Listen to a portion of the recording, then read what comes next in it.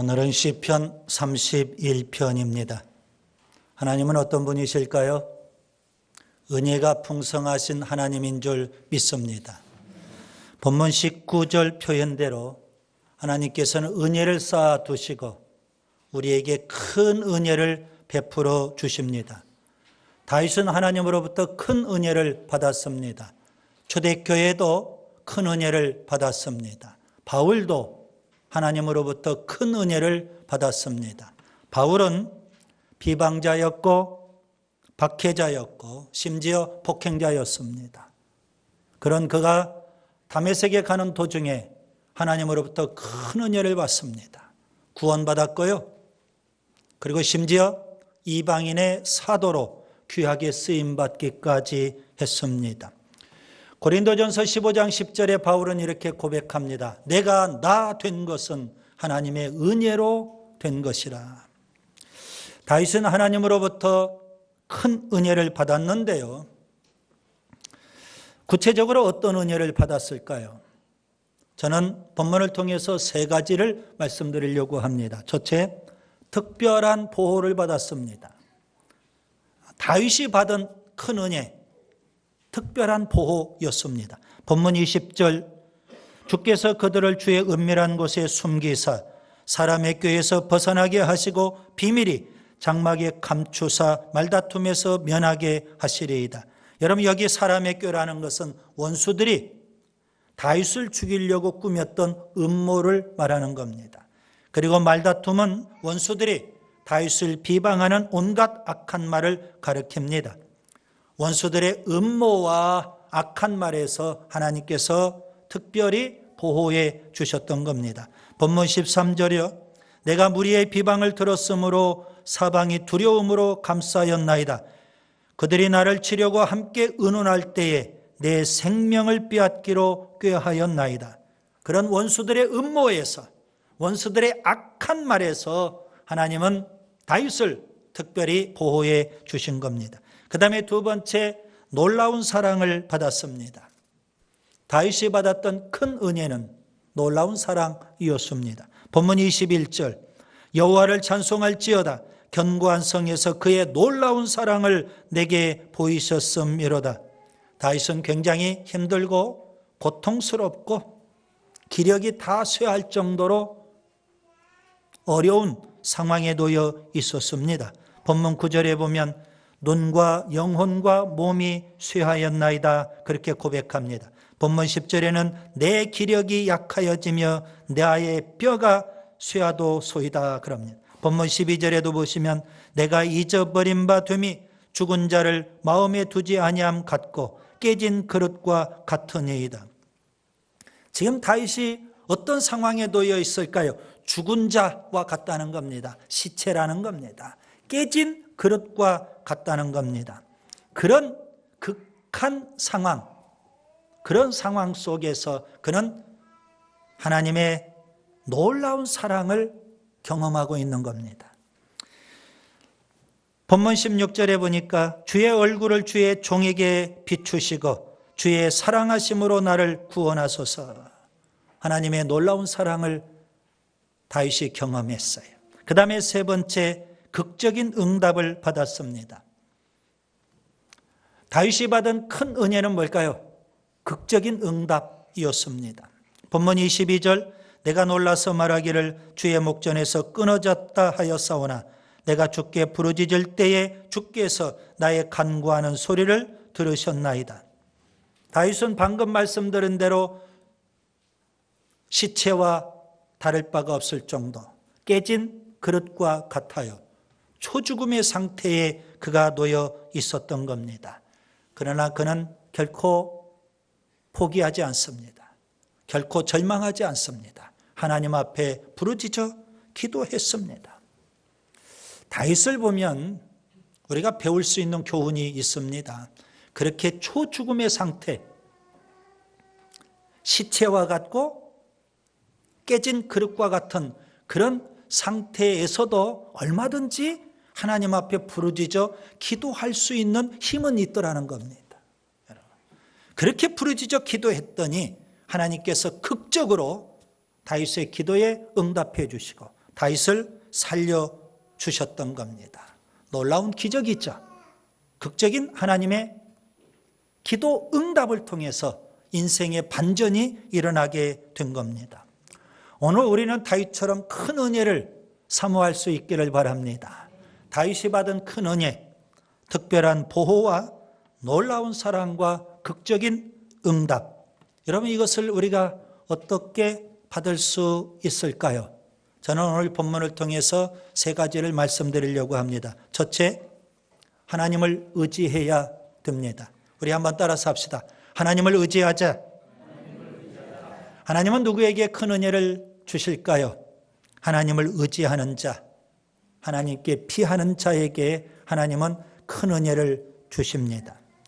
여러분, 이스라엘 백성들에게는 대제사장이 있어요. 하나님께서 대제사장에게 축복권을 주셔요.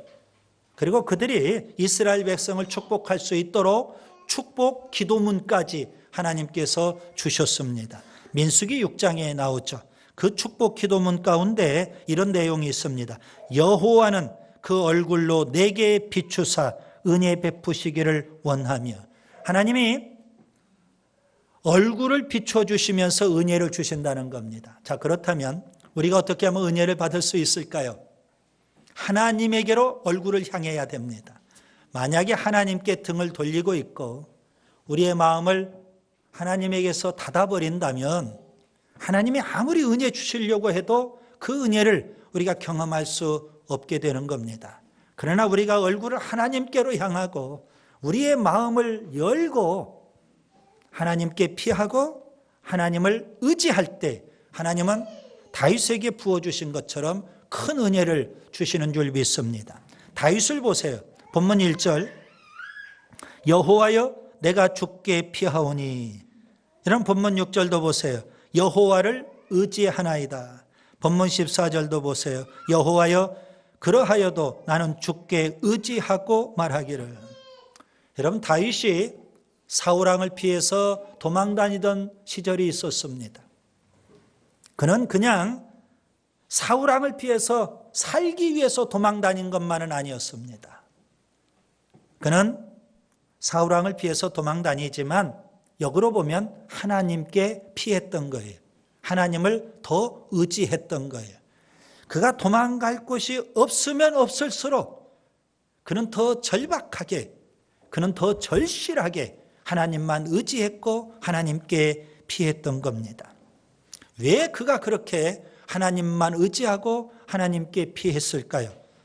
여러분, 본문 3절 보면 주는 나의 반석과 산성이시니. 본문 14절을 보시면 주는 내 하나님이시라. 다윗에게는 오직 여호와 하나님밖에 없어요. 그래서 그는 하나님께만 피하는 거예요. 그 하나님이 어떤 분이라고요? 반석과 산성이 되신다는 겁니다. 그는 오직 하나님만 믿었고요. 그 하나님을 피난처와 산성으로 삼았던 겁니다. 그는 자신의 육신의 생명만 하나님께 피한 것이 아니에요. 그의 남은 생애까지도 다 하나님께 피했어요. 본문 15절에 보면 나의 앞날이 주의 손에 있사오니. 그는 전 인생, 그의 전 인생을 하나님께 의지했어요. 하나님께 피했어요. 찬송가 388장, 여러분이 잘 아시는 찬송입니다. 찰스 웨슬레가 작시한 그런 노래입니다. 찰스 웨슬레가 이런 일이 있었습니다. 그 시대에 핍박을 많이 받았던 시대인데요. 아일랜드의 한 조그마한 마을, 조그마한 교회에서 그가 설교를 하고 있었어요. 그런데 반대파에서 그를 체포하기 위해서 거기까지 추격해 온 거예요. 그 소식을 듣고 찰스 웨슬리가 급히 도망을 갑니다. 그는 반대파의 눈을 피해서 한 농장 속에 들어갔어요. 우유 보관소 창고 안에 숨었어요. 그 농장의 아내가 기지를 발휘해서 찰스 웨슬리를 살려준 거예요. 밖에서는 그를 죽이려고 하는 고함치는 그 반대파 사람들의 아우성이 들려요. 얼마나 불안하겠습니까? 그런 가운데서 그가 시를 써요. 그 시가 바로 찬송가 388장 가사예요. 비바람이 칠 때와 물결 높이 일 때에 사랑 많은 우리 주 나를 품어 주소서. 풍파 지나가도록 나를 숨겨주시고 안식 얻는 곳으로 주여 인도하소서. 그렇게 노래를 불러요. 박해자들이 포위망을 좁혀오면 올수록 그는 더 하나님 의지해요. 그는 더 하나님께 피했던 거예요. 여러분, 세상에는 두 종류의 사람이 있어요. 잘 들어보세요. 한 부류의 사람은 하나님께 피하는 사람이에요. 또 한 부류의 사람은 하나님을 피하는 사람이에요. 두 부류의 사람이 있어요. 하나님께 피하는 사람도 있고 하나님을 피하는 사람도 있어요. 아담과 하와가 에덴 동산에서 범죄했어요. 그래서 그들은 하나님의 낯을 피해서 나무 사이에 숨었던 거예요. 요나 사명을 망각하고 불순종해요. 그래서 하나님을 피해서 그가 다시스로 도망을 가요. 반면에 다윗은 환난이 심하면 심할수록 오히려 하나님께 피해요. 하나님을 피하는 것이 아니라 하나님께 피해요. 본문 19절에 주께 피하는 자를 위하여 인생 앞에서 베푸신 은혜가 어찌 그리 큰지요. 하나님께 피했더니 하나님이 큰 은혜를 주셨더라는 겁니다. 예레미야 선지자가 있어요. 남쪽 유다 나라가 망할 때 예언 사역을 했어요. 그의 예언 사역 때문에 모든 유대인들이 다 예레미야를 미워해요. 예레미야를 비난해요. 예레미야를 핍박해요. 토굴 속에 가둘 정도로, 심지어는 예레미야를 죽이려고까지 해요. 모든 사람이 다 그랬어요. 그러면 그럴수록 예레미야는 더 하나님께 피하고 하나님만 의지해요. 그는 이렇게 고백합니다. 예레미야 16장 19절 여호와 나의 힘, 나의 요새, 환난 날의 피난처시여. 이것이 바로 예레미야의 믿음이에요. 하나님만이 나의 힘이시라는 겁니다. 하나님만이 나의 요새라는 겁니다. 하나님만이 나의 유일한 피난처가 되신다는 겁니다. 여러분, 우리가 하나님을 의지하고 하나님께 피하면 하나님은 우리를 보호해 주시고 우리를 숨겨주시고 우리를 지켜주시고 우리를 감싸주시는 줄 믿습니다. 그 다음에 두 번째, 하나님을 두려워해야 합니다. 우리 한번 따라서 합시다. 하나님을 두려워하자. 하나님은 누구에게 큰 은혜를 주실까요? 하나님을 두려워하는 자, 하나님을 경외하는 자에게 큰 은혜를 주십니다. 여러분, 본문 19절을 보세요. 거기에 하나님을 두려워한다, 이 말은 하나님을 경외한다, 그런 의미입니다. 하나님을 두려워하고 하나님을 경외할 줄 알아야 됩니다. 오늘 우리 시대에는 너무나도 많은 사람들이, 심지어 예배당 안에 있는 사람들까지도, 그리고 자라나는 다음 세대, 하나님을 두려워할 줄을 몰라요. 이게 오늘 우리 시대의 신앙의 현주소 아닐까요? 요셉이라는 사람이 있어요. 그는 애굽의 노예로 팔려갔죠. 천신만고 끝에 보디발 집안의 가정총무가 돼요. 좀 숨쉴만 해요. 그랬더니 보디발의 아내가 날마다 성적으로 유혹해 와요. 이 젊은 청년이었던 요셉이 그걸 어떻게 감당해요? 너무 힘든 유혹이에요. 그런데 그는 선을 넘지 않아요. 왜요? 하나님을 두려워할 줄 알기 때문에. 애굽의 바로왕, 그는 이스라엘 백성들의 인구가 기하급수적으로 불어나니까 두려움이 엄습해 왔어요. 그래서 산파들을 불러요. 이스라엘 어린아이들이 태어나면 다 엎어서 죽이라는 거예요. 제국의 임금의 명령이에요. 절대 군주의 명령을 어찌 거역할 수 있겠어요?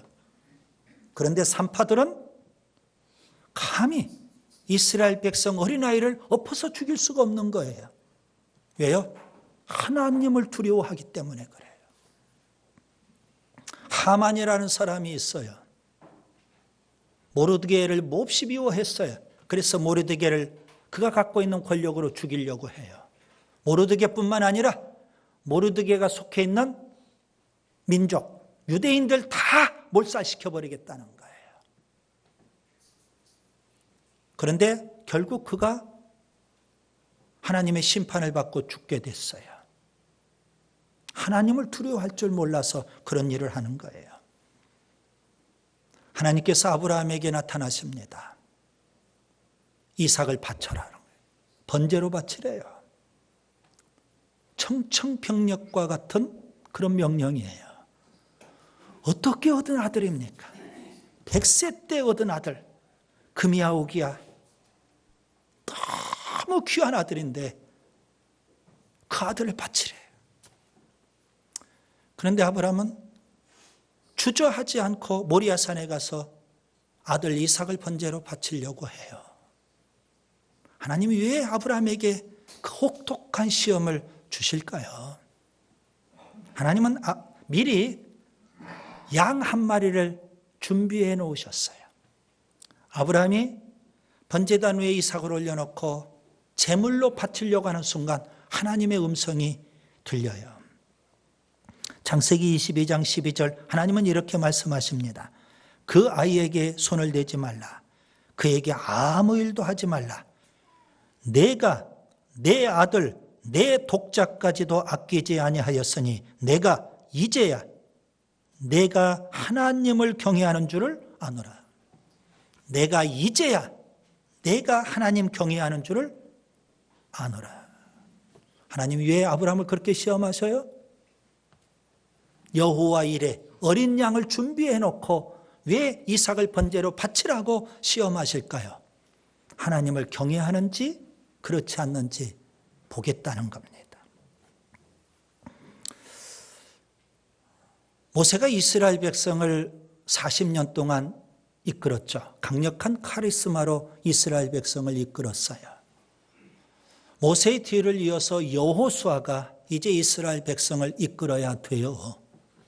여호수아는 두려웠어요. 왜요? 모세의 종으로 40년 동안 이스라엘 백성을 지켜봤거든요. 이 이스라엘 백성 안 돼요.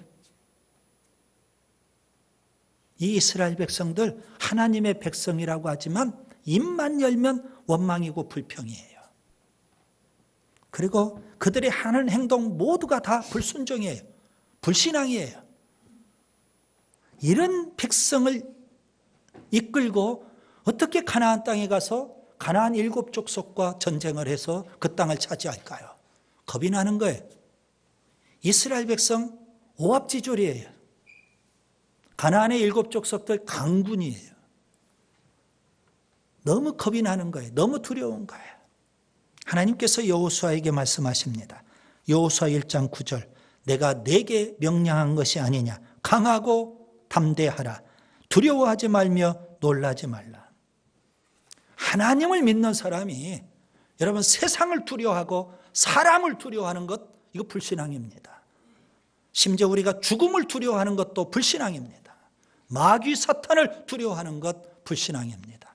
오늘 우리는 하나님만 두려워해야 되는 줄 믿습니다. 하나님은 왜 백보자 심판을 하실까요? 하나님은 왜 지옥을 만들어 놓으셨을까요? 물론 우리가 하나님의 의도를 정확히 알 수는 없지만 제가 이렇게 해석을 해보려고 합니다. 우리 모두가 다 언젠가는 백보자 심판대 앞에 서야 돼요. 다 심판받게 될 거예요. 그리고 우리 가운데 누구는 지옥에 떨어질지도 몰라요. 유황불 타오르는 지옥 분명 있어요. 왜 하나님이 백보자 심판을 하시고 지옥을 만들어 놓으셨을까? 저는 이렇게 해석을 해요. 하나님을 두려워하라고. 하나님을 경외하라고. 예수님께서 이렇게 말씀하십니다. 마태복음 10장 28절 몸은 죽여도 영혼은 등이 죽이지 못하는 자들을 두려워하지 말고 오직 몸과 영혼을 능히 지옥에 멸하실 수 있는 이를 두려워하라. 하나님을 두려워할 줄 알고 하나님을 경외할 줄 아는 자에게 하나님은 지금도 큰 은혜를 주시는 줄 믿습니다. 그 다음에 세 번째, 하나님을 사랑해야 됩니다. 따라서 합시다. 하나님을 사랑하자. 하나님은 누구에게 큰 은혜를 주실까요? 하나님을 사랑하는 자, 하나님과 친밀한 자에게 큰 은혜를 주십니다. 본문 23절을 보겠습니다.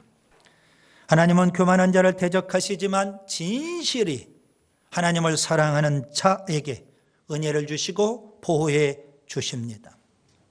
우리가 사람들을 평가할 때요, 여러 가지 평가 기준들이 있겠죠.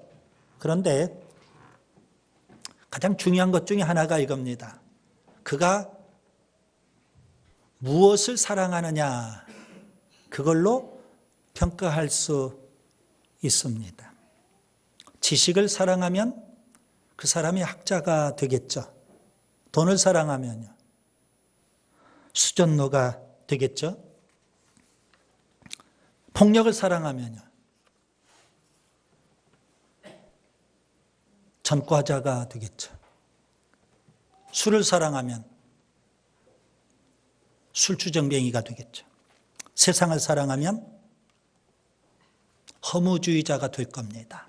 솔로몬의 고백처럼 헛되고 헛되다. 예수님 사랑하면 하나님의 사람이 될 거예요.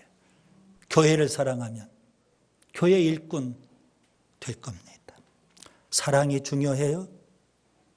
요한일서 4장 8절과 16절에 보시면 하나님은 사랑이시라. 사도 요한이 위대한 정의를 내렸습니다. 하나님의 본질이 사랑이라는 의미입니다. 사랑이신 하나님, 성부 하나님께서 세상을 사랑하여 독생자 예수님을 보내주셨습니다. 성자 예수님 십자가의 죽으심으로 그 사랑을 보여주셨습니다. 성령 하나님, 그 하나님의 사랑을 물붓듯 우리에게 부어주십니다. 하나님과 우리의 관계가 무슨 관계예요? 사랑의 관계. 한 서기관이 예수님에게 질문합니다. 계명 중에 가장 큰 계명이 뭘까요? 예수님은 주저함 없이 말씀하십니다. 하나님 사랑, 이웃 사랑. 하나님 사랑하는 마음으로 형제와 이웃도 사랑해야 된다는 거예요. 예수님 십자가에 죽으시기 전날 밤 세 계명을 제자들에게 주셨어요. 교회에 주신 명령이에요. 서로 사랑하라. 세 계명이에요. 하나님 사랑하는 마음으로 형제를 사랑하는 그런 사랑의 공동체가 바로 교회인 줄 믿습니다. 하나님께서 이스라엘 백성을 구원해 주셨어요. 여러분, 이스라엘 백성이 구원받기까지 값비싼 대가를 치르게 됐어요. 애굽의 모든 가정의 첫 열매들이 다 죽었어요. 초상집이에요.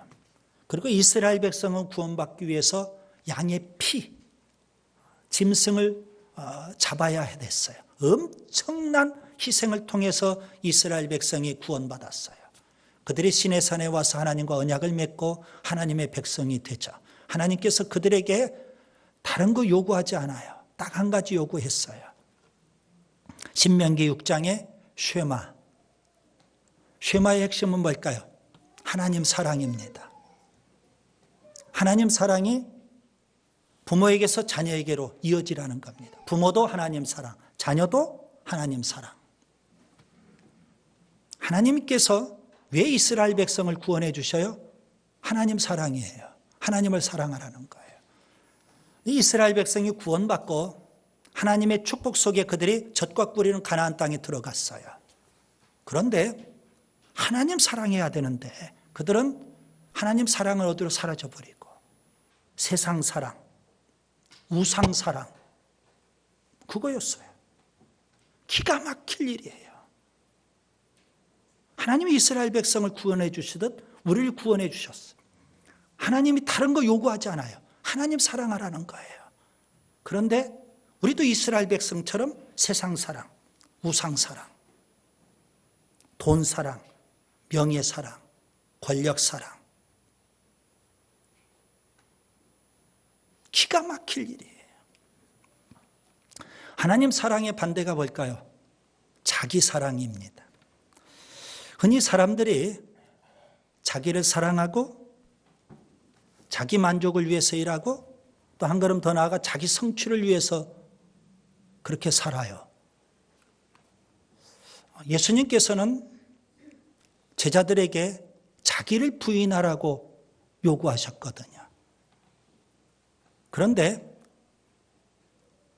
현대의 많은 교회들은 자기 부인을 가르치지 않아요. 오히려 자기 성취를 가르치고 있어요.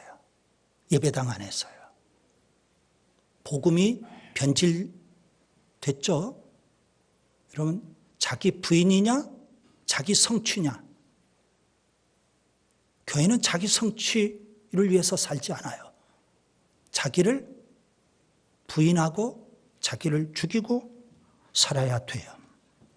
말세의 중요한 특징을 바울이 디모데후서 3장 1절부터 4절에서 말씀하는데, 마지막 때에는 사람들이 세 가지를 사랑한대요. 자기 사랑, 돈 사랑, 쾌락 사랑. 하나님 사랑은 없는 거예요.